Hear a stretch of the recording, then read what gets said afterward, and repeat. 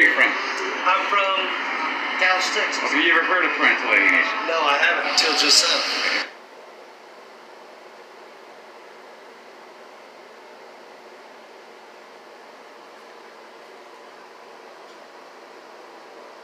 How long did your whole process take? I have custody of my daughter. This has been going on for 16 years. So, 16 years of my daughter having to kind of endure some of that shit. Yeah, and it's unfortunate. Okay, thank you. I told you. All right, buddy. Alright, yeah. So, please don't touch me. Oh, Father of the Year. Hey, you see this? Yeah. I saw your autograph. All right, thank you. So, please don't touch me. Oh, Father of the Year. Hey, you see this? I saw your autograph. All right, thank you. He just loves him, can you tell? Awesome. Loves him, can you tell?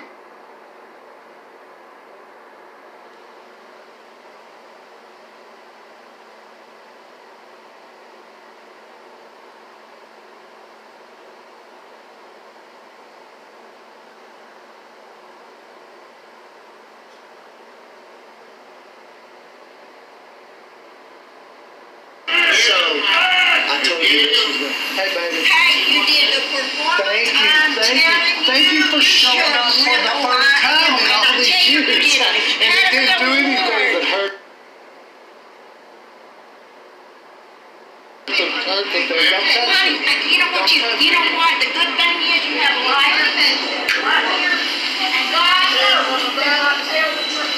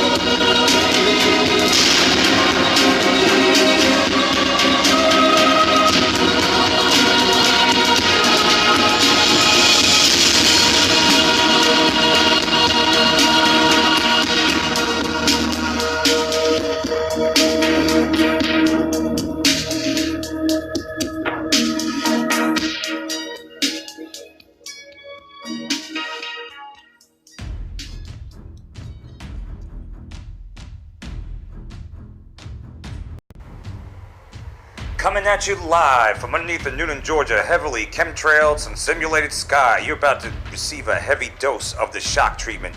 At the beginning of this video, you saw a father. He actually was an actor. He was in Machete in Sin City.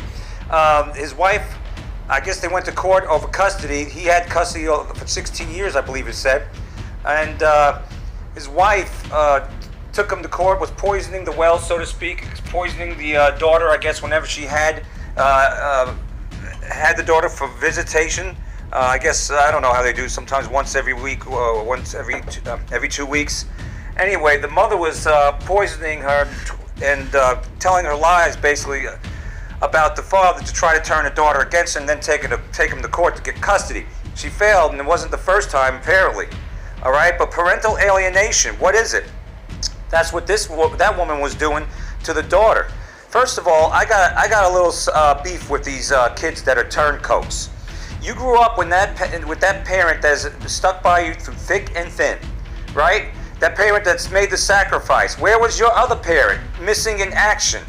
Missing in action or visiting once every 2 weeks if they were a decent parent, following the visitation orders, right? And the court decree. But, you know, even then you got that parent that's just a part-time parent. And the lollipop parent, you know, you're there for 48 hours. They're gonna show you the world in 48 hours, huh? All right? But you got to know where your bread has been buttered, all right? And that's where the parent that's been working his or her ass off day in and day out for you, all right? So don't forget about that. Who had your back? Who had your back the whole time? It was the parent that you spent the most time with, okay? But the other parent, if they're wicked, they're going to try to alienate you, children, against that other parent, say lies. For instance, you might have a mother who's a mother, all right. Don't let me finish that. But might say, hold on just a second. I had to press the pause button, folks. We're going low budget, low tech, but I'm going to get the information out and I'm going to get something off my chest.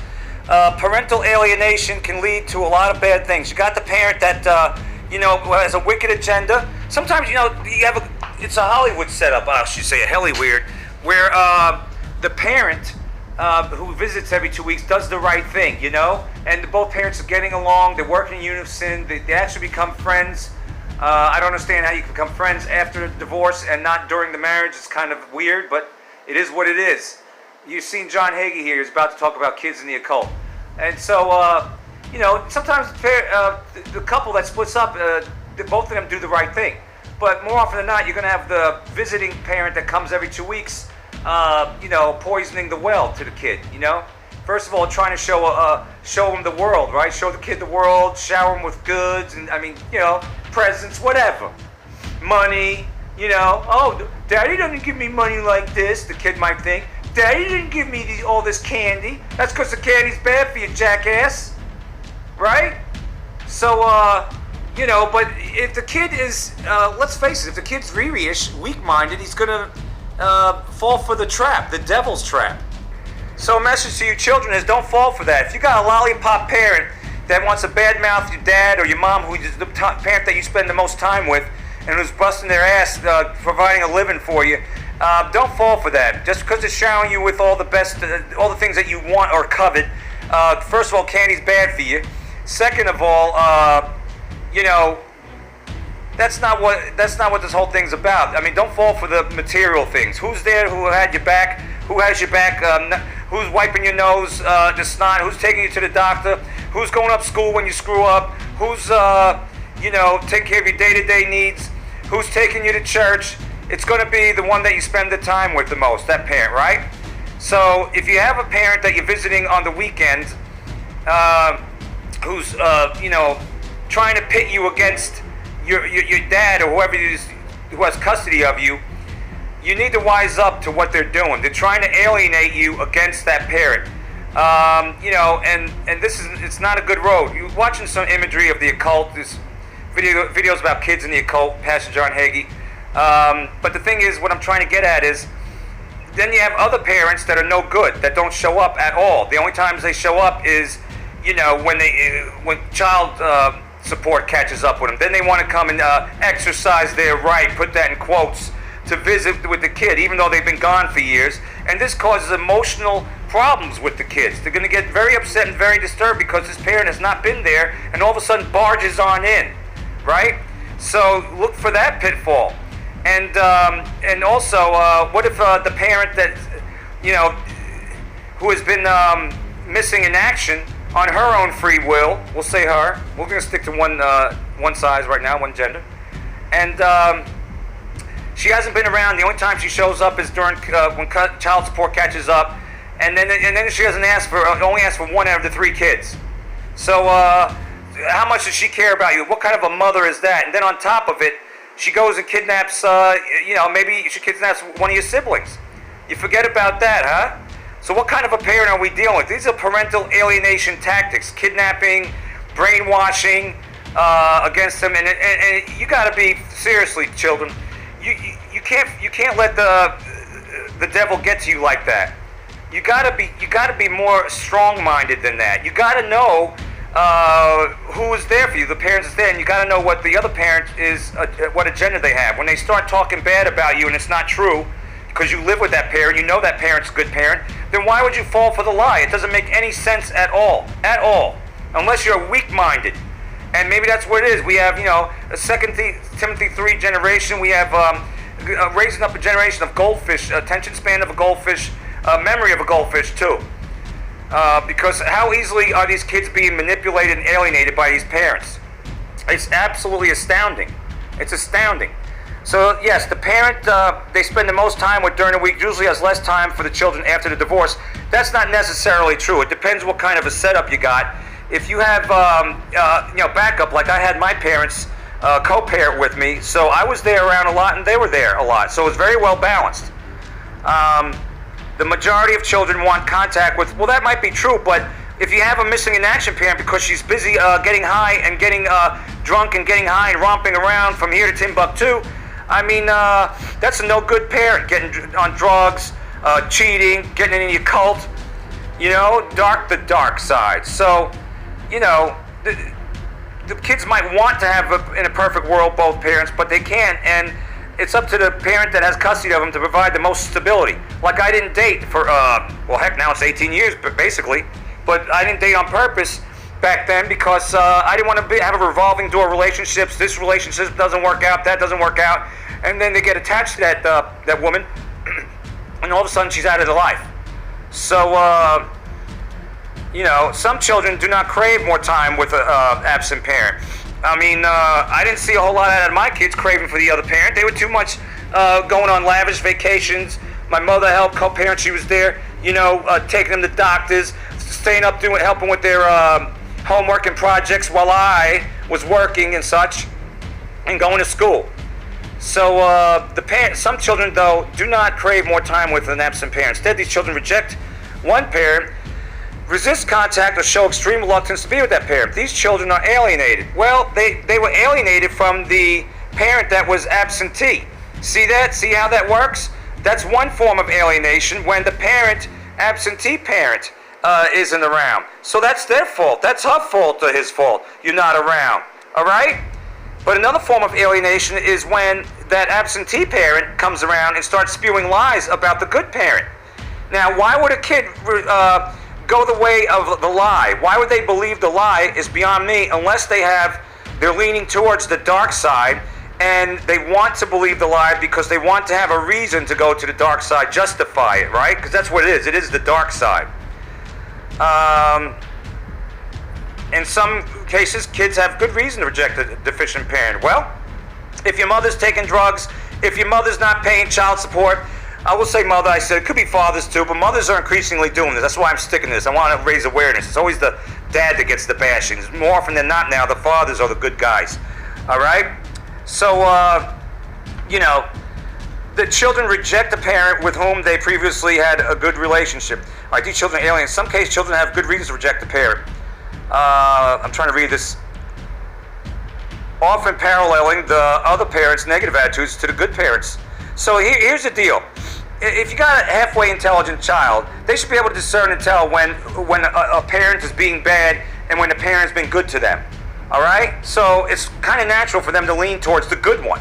As bad as they might want a relationship with the bad parent, it's bad. It's toxic. So if they had any sense, of course they would stay away from that. I did. My biological father cheated on my mother and was dabbling in drugs and stuff like that. I know where my bread was buttered. I know who had my back. Does that mean I don't forgive him? Of course. Does that mean I don't want to have some kind of relationship with him? I mean, it's 40 years later. I'm sure he's learned his lesson, but it ain't gonna be the same.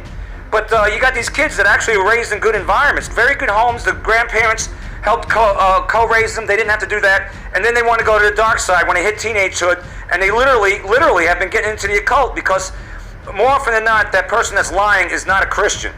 You're not going to have a deceitful agenda like that if you're going to lie about the good parent. So basically what they are doing, the way I see, is going to the dark side. All right? So I'm going to leave the link to this right here. Severe behavioral impairments, severely alienate children, treat the rejected parent with extreme hostility, disobedience, and defiance. But it's also on the flip side. On the flip side, if the parent who has been alienated from their children by the bad parent, then the children are going to act horrible, how would you say it, defiant to the good parent if they're being brainwashed by the dark side. And that happens a lot too. And when they get brainwashed by the dark side, they can go, I literally go into the occult. They'll get occultic tattoos on them. You know, one might become a Wiccan witch. You know, another one smoking pot. One might not know what side of the plate they want to bat on, if you catch my drift. And basically doing as they wilt. And so that's what happens when you go to the loosey-goosey, half-truth, half lies, Luciferian side, because that's what it is. Whenever a parent alienates the good parent, the child from the good parent, that's what they're doing. They're working for the devil, and that's what the devil, he wants to come and rip those kids away from the good parent. He wants those kids on the dark side. He wants those kids with occultic tattoos on them. He wants those kids to be witches, wicked witches. He wants that boy, that son that you had, to be alienated from you, to be a libtard, to be a pothead. So that's what they want, and the kids don't win out on that. And all the bad parent is alienating the kids from the good parents, because the kids are weak-minded. They had it good, and now they want to see what it's like to buck the system. They want to see what it's like to do everything that they please. And with that comes a price. So the kids are also at fault, because they should know better. They should know that they've been raised and where their bread was buttered, so to speak. You lived in a good home. You went to church. You got on vacations. I mean, everything you had. You had grandparents help raise you. And your mother wasn't around, was she? Was your father and mother around? We'll say mother. I said, we'll stick with mother. Did she call? You know when the phone rings and you answer it or not answer it. You know who's on the caller ID. You check the mail. Did you see any mail from? No. And on top of it, in some situations, the parent comes and kidnaps one of the siblings. Maybe they can't capture all three of them, or maybe they don't want the other two.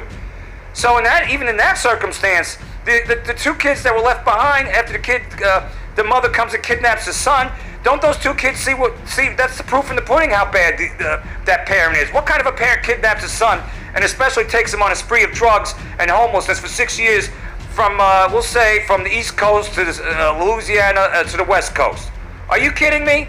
So how could those other two kids want to leave the good environment that they have, the good people that sacrificed for them for so many years, to go to a side when they get older that literally kidnaps, literally dabbled in the occult, literally was on drugs, LSD, you name it, and wasn't there for them during the growing years, huh?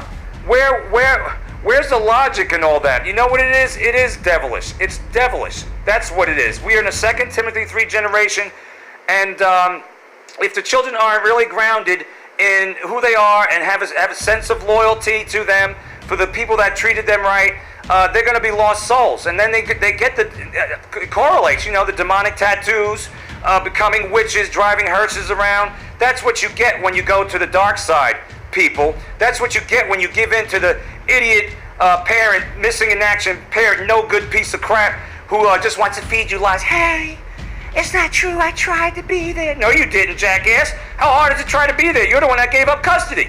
You're the one that maybe left the Social Security cards on the coffee table because you wanted to go at 26 romping around with a 19-year-old, getting high as a kite, all right?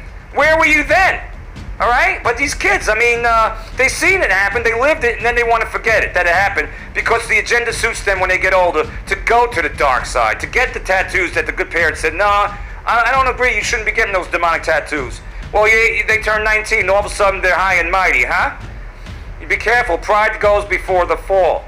And they went to the dark side, and it is what it is. But parents, you need to know what the hell parental alienation is, the definition of it. And if you're divorced, you need to be aware if your ex-spouse is poisoning your child's mind. And you need to be on top of that issue, because it's very important. You can wind up losing your kid, not in court, but to the devil, all right? To the devil, which might be your ex-spouse, and literally to the devil, because now they're in an environment where they're doing as they wilt, because sometimes some kids have a tendency to be like that. They don't want to stick with the good parent because they want to do what they do. Their selfishness takes over is what happens. And so they want to believe the lie, they give into the lie, and they literally give up the good parents and everything about it. Don't go to the grandfather's funeral, that was the grandfather that raised them. Don't bother calling the grandmother that raised them to see a happy birthday check-in. Don't bother checking on the dad, the father that was there for them all their life, especially when he fell and ripped his thigh muscle was ripped off at church on a wet floor with no sign, and he counted on his kids to take him to the doctor. Don't bother, because they do as they wilt. Then they want to cry you Argentina later on, half-hearted apologies. Parental alienation is real, folks. You better wake up. The parent can alienate themselves from the child by not being there, such as a mother not being there for 13 years, and all of a sudden wants to reemerge after all the hard work was done and go, hey, that's not true. I tried to be there. No, you didn't. And jackass kids, you better wake up. You know damn well that parent wasn't there. Parent only showed up to bust chops of the good parents whenever that good parent tried to get some child support out of them. It's not right that the good parent had to raised you, sacrificed all that time. The grandparents sacrificed everything for you practically, and their time and their money too. You knew when to held your hand out for the money, didn't you? Didn't you? Didn't seem to be having too much of a rough time then, did you? These kids also are at fault too. Don't kid yourself. I know I was a kid who was pretty much the bad guy and who was a good guy. Cheated on my mother, all right? And took drugs. My mother never cheated. My mother never took drugs. But he did, and he admitted it too, all right? I seen it as a kid. I know, all right? But these kids, I come from a different generation. I come from a generation where a sense of loyalty was instilled, where you don't give up your morality, where you don't give up God, and you don't give up your family. All right, it's good family, that is. You stick with them through thick and thin. That's one thing this is lost in this millennial generation, is a sense of loyalty. Thanks to the helly weird movies, thanks to the do as thou wilt, satanic crap right music and other music, thanks to evil, wicked parents that are missing in action but want to come like a serpent at after all the hard work was done and live off the fruits of the good parents, good grandparents' labor. Don't worry, God's watching them, and they will have a price to pay. But you parents, in the meantime, that are doing hard work, and you children that your parents are there for you the whole time, the day-to-day life ain't gonna be rosy all the time. You think it's gonna be rosy if you went and spent full time at the other parent's house? Don't be a jackass all your life. The grass is not green, and if it is, it's fertilized with poisonous, that is. And maybe a little bit of Monsanto to give you the C word that rhymes with answer. It's no good, in other words, all right? It's time to wake up, both the children and the parents. It's time to avoid parental alienation. The parent can alienate themselves from the kids on purpose because they just don't give a damn. And the parent can alienate the child from the good parent by poisoning their minds. And if the kid is weak-minded, even though he or she lived through all the bad stuff the evil satanic parent did, if the kid's weak-minded and they'll fall prey to the evil lie of the serpent, won't they? But you kids better wise up, because you got parents that are out there that are good for you, they're there for you full time, and maybe you visit your other parent on a weekend. Don't forget who had your back 95% of the time, and you were just going on there to the other parents for 48 hours, and they're showing you the world, huh? Well, your other parents making a sacrifice for you, and also showing you the world whenever he or she can. But going to work takes time. Life ain't about spending Friday to Sunday and that's it, and that's the life. No, life is work, life is school, life is it is what it is. All right. So don't you try to compare and contrast 48 hours at one parent's house where they lavish you with all material, good, superficial things, and then compare that with the other parent that you're living with and making the sacrifice for you day in and day out, who had your back when you're sick, who had your back when you got in trouble at school. All right? Because I'm sick of this BS parental alienation. I'm going to do a better job on this, exposing this pretty soon, but you got the drift. I'll chime in with the shock treatment like I did before, but not as much probably, just when the mood hits. Yeah, it's all occultic, that side, the dark side, as Ron Johnson would say, because they're telling the kids lies about the good parents, and if the kid, basically I'm going to say he's an idiot, they're going to believe the lies, right? It's unfreaking believable. Well, there it is, parental alienation. You can look this stuff up. I did a lot of legwork. Until next time, you receive the shock treatment.